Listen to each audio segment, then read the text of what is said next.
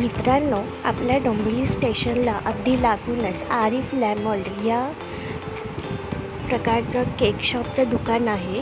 त्या शॉपमध्ये तुम्हाला केक रिलेटेड प्रीमिक्सपासून डेकोरेशनपर्यंत सगळे आयटम्स, सगळ्या वस्तू मिळतील ज्या तुम्हाला केक डेकोरेशनसाठी हव्या आहेत।